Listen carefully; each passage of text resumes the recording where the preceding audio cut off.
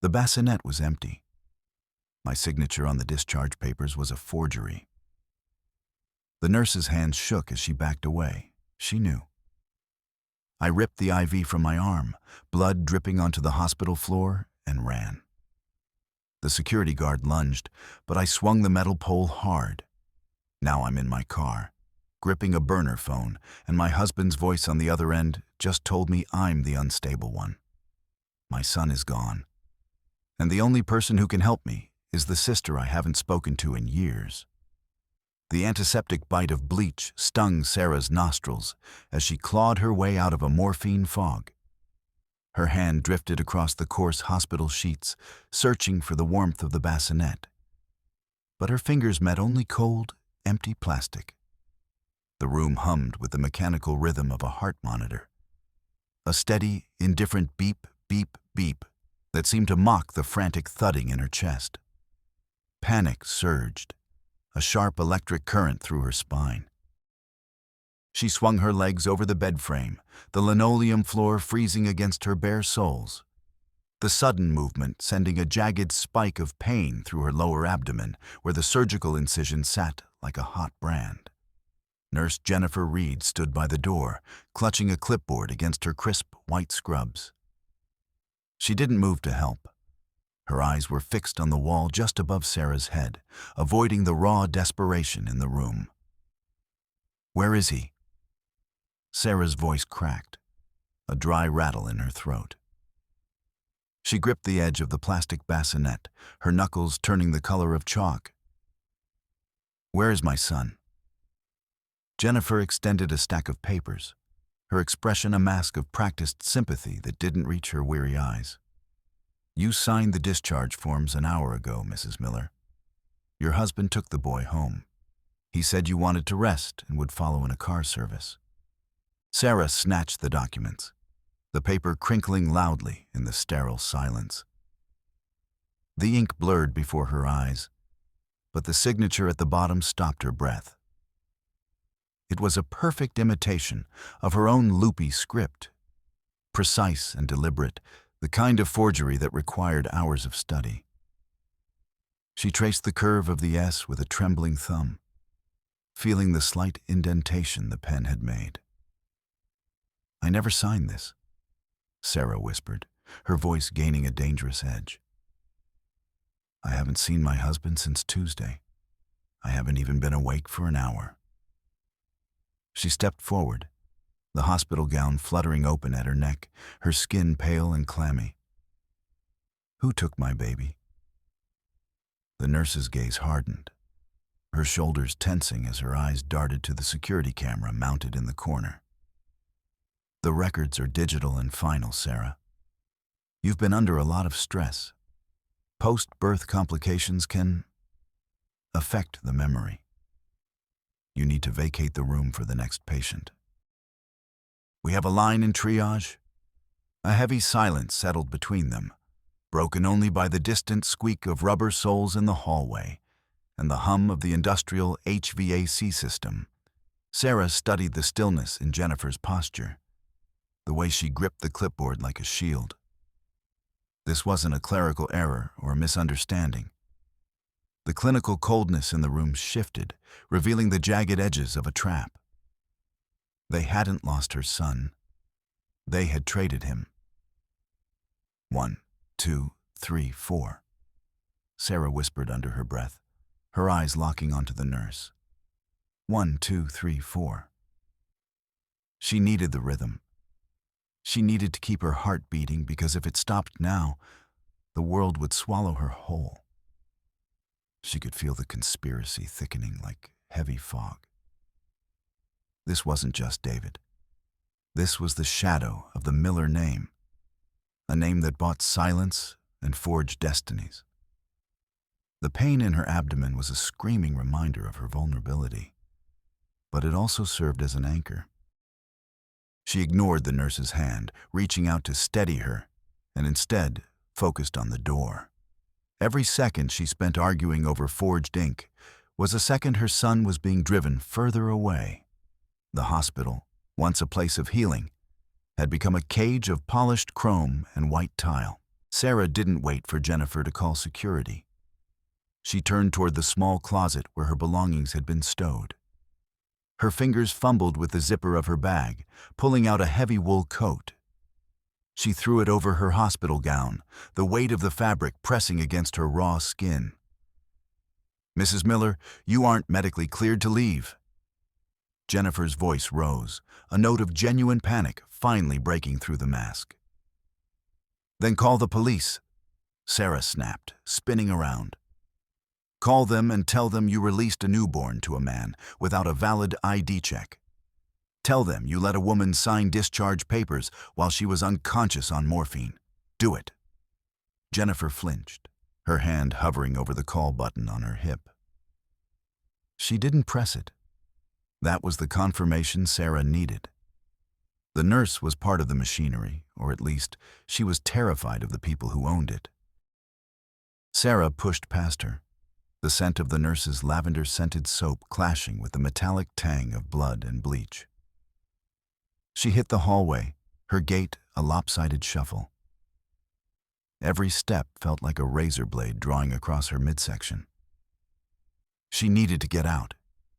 She needed to find the source. The hallway stretched out like a long, white throat. Sarah kept her hand pressed firmly against her side, her fingers feeling the thickness of the bandages. 1, 2, 3, 4, she counted, her breath coming in shallow gasps. She passed a cleaning cart, the smell of ammonia stinging her eyes. Near the elevators, a man in a dark suit stood with his back to her, talking into a radio. He wasn't hospital staff. He was too broad, his posture too rigid, his hair cut into a severe military buzz. He turned slightly, and Sarah saw the glint of a silver pin on his lapel, the crest of a private security firm she recognized from the Miller estate. Robert Anderson, her mother-in-law's shadow? He hadn't seen her yet. He was busy counting the ceiling tiles, his lips moving in a silent, obsessive tally. Sarah knew that look. He was mapping the exits. He was the wall between her and her child. She couldn't go to the elevators.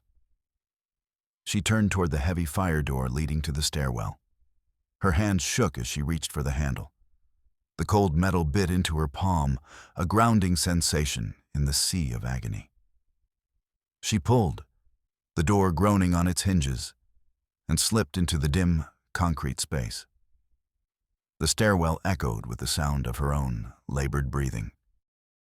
She looked down the center gap, the stairs spiraling into darkness. She had to get to the parking lot. She had to find her car. But as the door clicked shut behind her, a heavy footfall sounded from the landing above. "Mrs. Miller," a voice boomed, echoing off the concrete walls. It was Thomas Scott, the head of hospital security, a man whose uniform strained against his bulk. "I'm going to need you to step back into your room. You're becoming a liability to the gravitational statutes of this facility." He was using those big, empty words again, trying to sound like the cop he never managed to become. Sarah saw him rounding the banister, his face flushed a deep, angry red. He was picking at his cuticles, a nervous habit that left his fingertips raw and bloody. "Get out of my way, Thomas," Sarah said, her voice low and dangerous. She gripped her heavy metal IV pole, which she had snatched from the hallway in her haste. It felt solid, a weapon of necessity. "I am authorizing your detention," Thomas said, his hand reaching for his belt. "Your behavior is bellicose. It's for your own protection." He lunged. Sarah didn't have the strength to outrun him, and she certainly couldn't out-wrestle a man twice her size. But she had the rhythm. 1, 2, 3, 4. As he stepped onto the landing, she swung the IV pole with every ounce of leverage she possessed. The heavy base caught him right behind the knees. Thomas let out a grunt of surprise as his legs gave way. He tumbled forward, his chin hitting the concrete with a sickening thud. He didn't move. Sarah didn't stay to check his pulse. She gripped the railing, her vision swimming with gray spots, and began the agonizing descent. Each step was a mountain. The smell of cold concrete and stale cigarette smoke from the lower levels filled her lungs. She reached the ground floor, her gown soaked with sweat and a growing patch of red at her waist. She pushed through the final door and into the biting chill of the Ohio night. The parking lot was a sea of gray asphalt and glaring sodium lights. The air smelled of rain and exhaust. Sarah scanned the rows of cars, her eyes burning. There, in the far corner, sat the silver SUV David had driven her here in. She stumbled toward it, her bare feet slapping against the wet pavement. She reached the door and pulled. Locked. She leaned her forehead against the glass, a sob rising in her throat. She looked inside, searching for any sign of her son. A stray blanket, a pacifier. Instead, she saw a small, glowing light in the glove box. She didn't have the keys, but she knew this car. She knew the wiring under the dash from a summer spent in her father's garage. She found a heavy rock near a planter and shattered the driver's side window. The sound of breaking glass was like a gunshot in the quiet night. She reached inside, ignored the glass biting into her arm, and popped the hood. Minutes later, her fingers trembling as they twisted the copper wires together, the engine roared to life. It was a visceral, mechanical victory. She climbed into the seat, her breath hitching as she opened the glove box. Inside, tucked behind the manual, was a burner phone. It was cheap, plastic, and vibrating. She picked it up. One new message. "Don't look for him, Sarah. It's for the best." The world tilted. She recognized the phrasing. It was the same hollow, clinical tone David used when he was reciting something his mother had told him.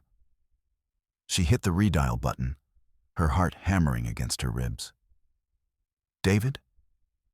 She screamed into the phone as soon as the line connected. "David, where is my son? Where are you?" There was a long pause, filled with the crackle of static and the distant sound of a television. When David spoke, his voice was thin, rising at the end of every sentence like a question. "Sarah, you shouldn't be calling this number. Mother says you've had a breakdown. She says you aren't fit to care for him right now." "David, listen to me," Sarah gasped, clutching her side. "She forged my name. She stole him. Where are you?" "I've filed the paperwork, Sarah. The judge signed the emergency protective order. You can't come near us." The betrayal hit her harder than the physical pain. David wasn't just hiding. He had been turned into a weapon against her. He was the legal shield Evelyn was using to justify the theft. 1, 2, 3, 4, Sarah whispered, her voice shaking. 1, 2, 3, 4. "I have to go now?" David said, his voice trembling. "Please don't make this harder." The line went dead. Sarah stared at the phone, the cheap plastic slick with her sweat. She was alone. The hospital was behind her. The police would be looking for her for the assault on Thomas, and her husband had erased her right to be a mother with a single signature. She shifted the car into gear, the tires screeching on the wet asphalt. She had one person left in the world who hated the Millers as much as she did. One person who knew how to navigate the shadows of the law. She pulled out onto the highway, the green signs flashing by like camera flashes. She dialed a number she hadn't called in 5 years. "Chloe," Sarah said when the line picked up. "It's Sarah. I need you. They took him." The roadside diner smelled of burnt coffee and old grease. It was the kind of place where the fluorescent lights hummed with a headache-inducing frequency, and the vinyl booths were patched with duct tape.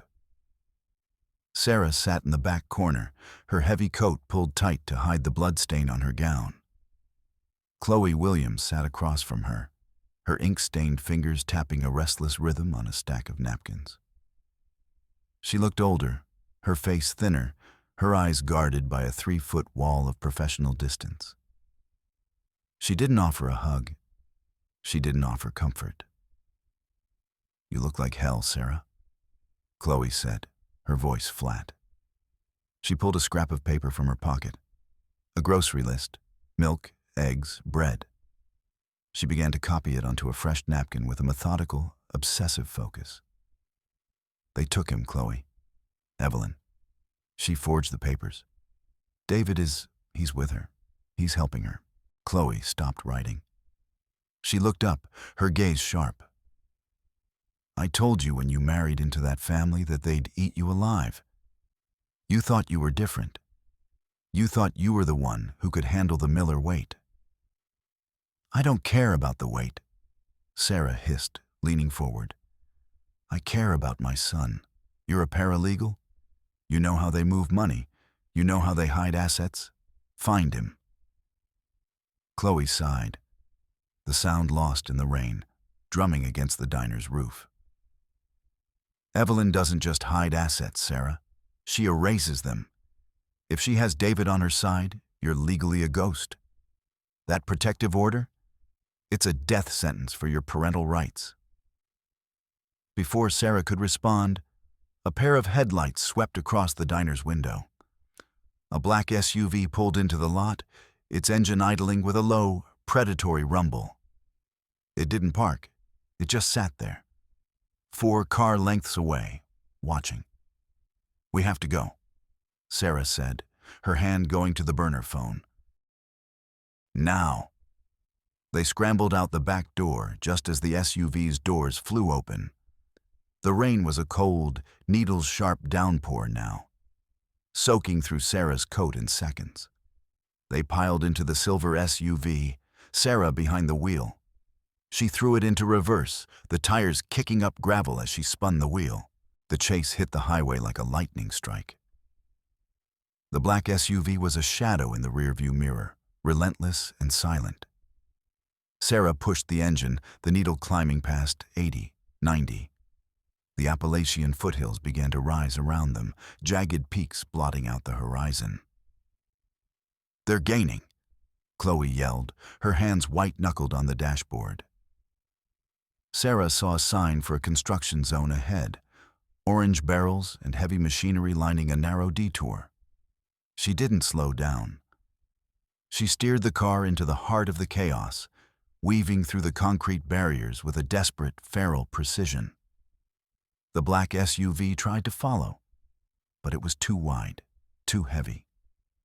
Sarah clipped a barrel, the plastic exploding in a shower of orange, and swerved hard to the left. The SUV driver panicked, slamming on the brakes. The heavy vehicle skidded on the rain-slicked mud, flipped once, and plummeted into a deep drainage ditch, with a sound of grinding metal that was swallowed by the storm. Sarah didn't stop. She drove until the lights of the construction zone were a distant glow. She pulled onto a side road, her breath coming in ragged gasps. 1, 2, 3, 4, she whispered. 1, 2, 3, 4. Chloe reached over and grabbed Sarah's coat. "Hold still." Her fingers moved to the lining of the heavy wool, feeling for a lump. With a sharp tug, she ripped the fabric open. A small black plastic disc fell onto the floor mat. A GPS tracker. "David," Sarah whispered, the name a bitter taste in her mouth. "He didn't just file the order. He gave them a map to find me." "He's not just monitoring you, Sarah," Chloe said, staring at the device. "He's leading them. He's the hound, and Evelyn is the hunter." Chloe pulled out her laptop, her fingers flying across the keys as she tapped into the legal databases she frequented. "If we can't find the baby, we hit her where it hurts. I'm going to try to trigger a freeze on the primary Miller Trust.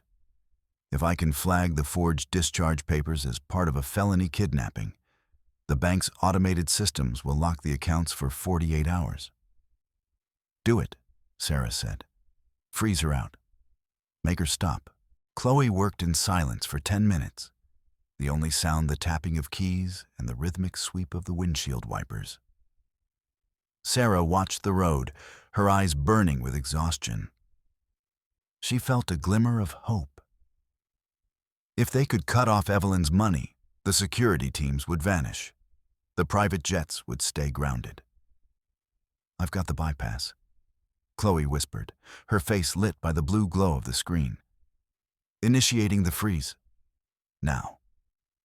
The screen flashed green. Request processed. Chloe let out a breath she'd been holding. That's it. She's paralyzed. She can't move a dollar without a court appearance.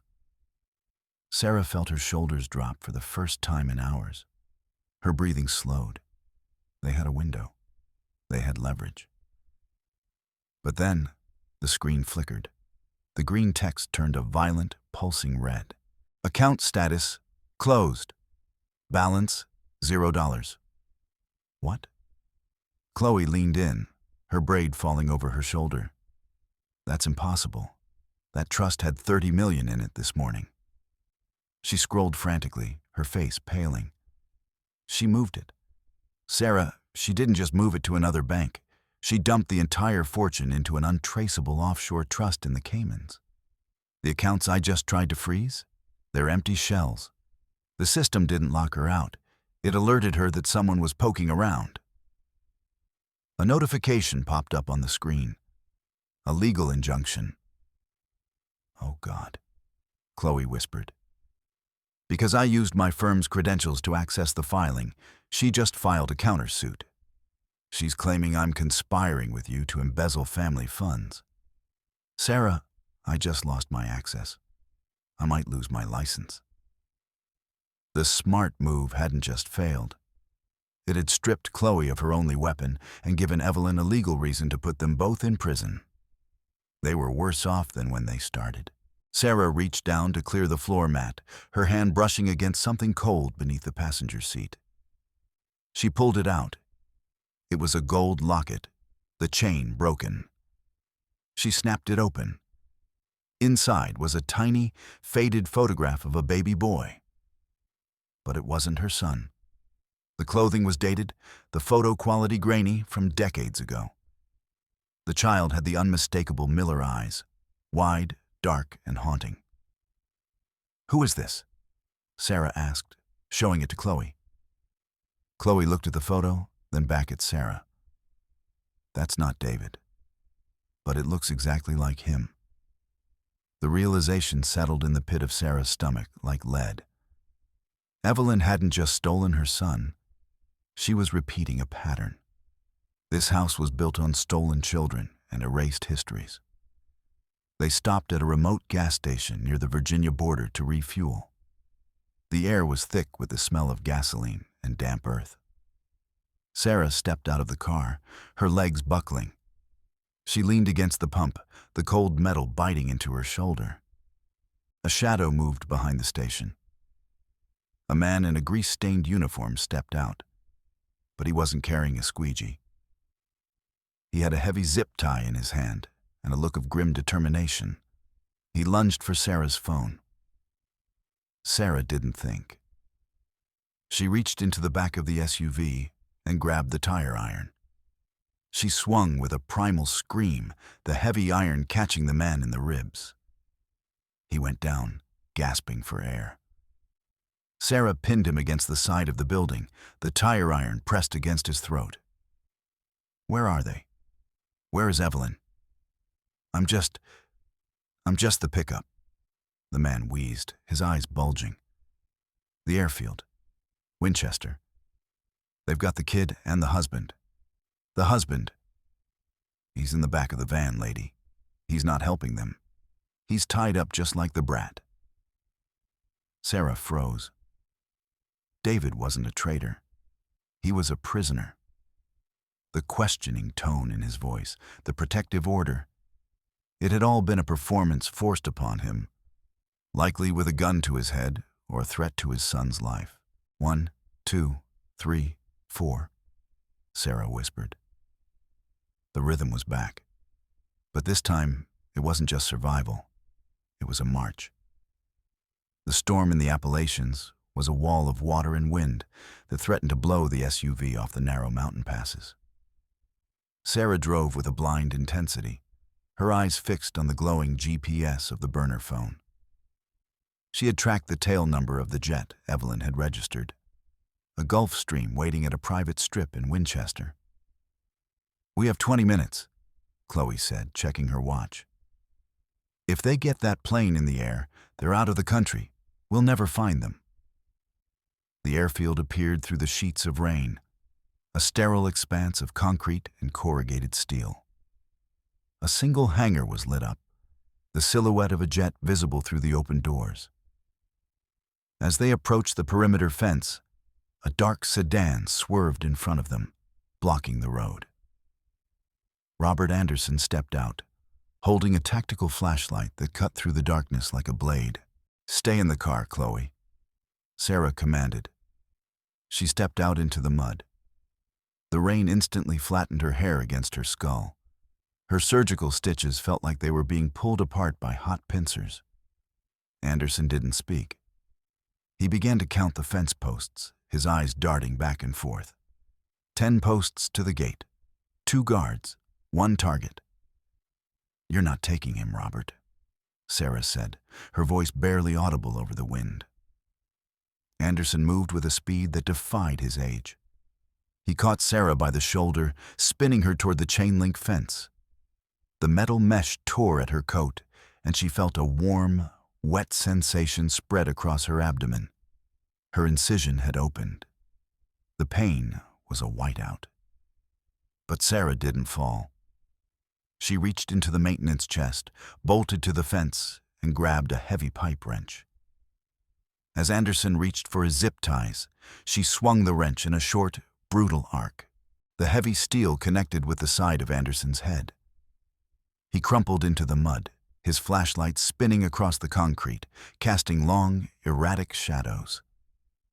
Sarah didn't look back. She limped toward the hangar, every step leaving a smear of red on the gray concrete. 1, 2, 3, 4. 1, 2, 3, 4. She reached the hangar doors, just as the whine of the jet engines began to rise to a scream. She could see Evelyn standing at the top of the boarding stairs, her charcoal silk suit pristine despite the chaos. She was holding a small, blue bundle. "Stop!" Sarah screamed, her voice lost in the roar of the turbines. Suddenly, the airfield was flooded with light. Blue and red flashes bounced off the corrugated steel. 4 police cruisers tore across the tarmac, sirens wailing. Sarah felt a surge of relief. The police, they were finally here. She raised her hands, waving them toward the plane. "She has my son. Stop the plane." A local deputy, James Taylor, jumped from the lead car, his service weapon drawn and leveled at Sarah's chest. "Drop the wrench. Down on the ground, now." "No, you don't understand," Sarah cried, her voice breaking. "She kidnapped him. Those papers are forged."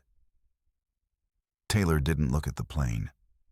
He looked at Sarah, a bleeding, disheveled woman in a hospital gown and a torn coat, holding a blood-stained wrench. "We have the report, Mrs. Miller," Taylor shouted, his voice steady and cold. Patient Sarah Miller, diagnosed with acute postpartum psychosis, assaulted a hospital guard, kidnapped her own child from the nursery and fled. "We have the signed discharge papers right here." He held up a folder. "The forged papers." "No," Sarah whispered, her knees hitting the wet concrete. "No, she's the one. She's taking him. Pop always said the loudest person in the room is usually the one lying," Taylor said, his hand tightening on the grip of his pistol. "You're under arrest, Sarah, for the safety of the child and yourself."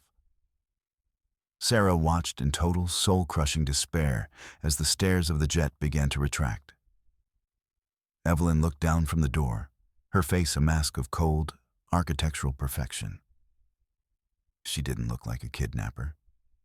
She looked like a grandmother protecting a child from a monster. The jet began to taxi. The wind from the engines whipped the rain into a frenzy, stinging Sarah's eyes. She was pinned to the ground by the law, branded a madwoman by the very system meant to protect her. 1, 2, 3, 4. She sobbed into the pavement. 1, 2, 3, 4. The deputy's grip on her arm was like iron, his fingers digging into her bruised skin. He was calling for backup, his voice a drone of codes and legal jargon. Sarah looked at the hangar wall. A red box sat near the door, the manual override for the fire suppression system. She remembered the school's safety drills from her years as a teacher. She knew how these industrial systems worked. She reached into her pocket and pulled out the burner phone. She didn't call the police. She dialed the hangar's administrative line, a number she had seen on the gate sign. As the line rang, she threw the phone with all her might at the red box. The impact was perfect. The glass shattered, and the phone's weight tripped the lever. A klaxon began to wail, a sound that vibrated in Sarah's teeth. From the ceiling of the hangar, a deluge of thick white chemical foam erupted. It was a blizzard of soap and fire retardant, instantly blinding the deputy and coating the tarmac in a waist-deep drift of white. "What the hell?" Taylor shouted, releasing Sarah's arm to shield his eyes. Sarah lunged. She didn't run away. She ran into the foam. She knew the layout of the hangar from her count.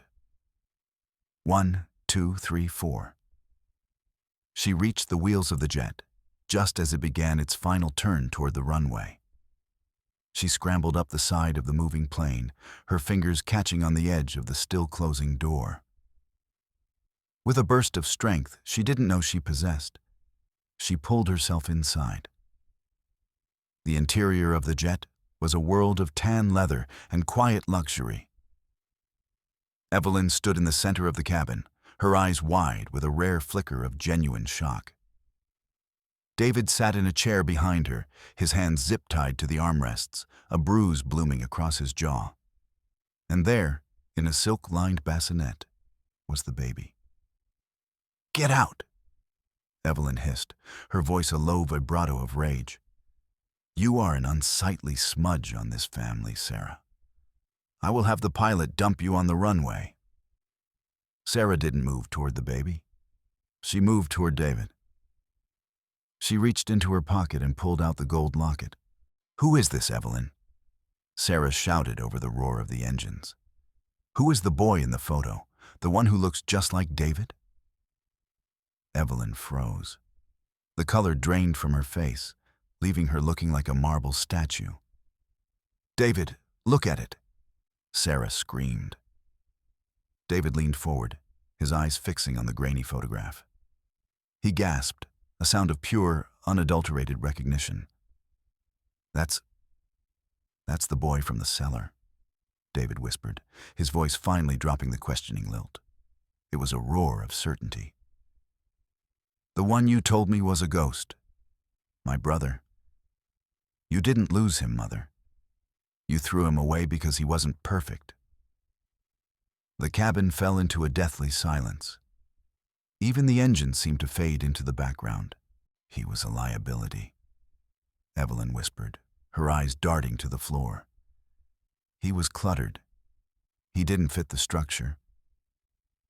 David looked at the baby, then at the woman he had spent 30 years trying to please. He didn't ask a question. He didn't look for an escape hatch. He threw his weight forward, the chair toppling, and used the sharp edge of the metal frame to saw through his zip ties. He stood up, his posture straight for the first time in his life. He walked over to the bassinet, picked up his son, and handed him to Sarah. "We're going home now," David said. The plane had stopped. The foam was settling outside, and the police were swarming the cabin door. Deputy Taylor burst inside, his gun drawn, but he stopped when he saw the scene. David turned to the officer, his voice steady. My mother forged the signatures, Deputy. She held me at gunpoint to file those orders. I have the recordings on my phone. My wife is the victim here. The handcuffs didn't go on Sarah. They clicked shut around Evelyn's thin, silk-covered wrists. Sarah sat in the back of the ambulance minutes later, the air smelling of rain and the sweet, milky scent of her son. She held him against her chest, feeling the rhythmic thrum of his tiny heart against her own. 1, 2, 3, 4. She whispered, her eyes closing at last. 1, 2, 3, 4. The Miller dynasty was a heap of broken glass and empty trusts in the mud of a Virginia airfield. But in the quiet of the ambulance, the rhythm was perfect. The heartbeat didn't stop.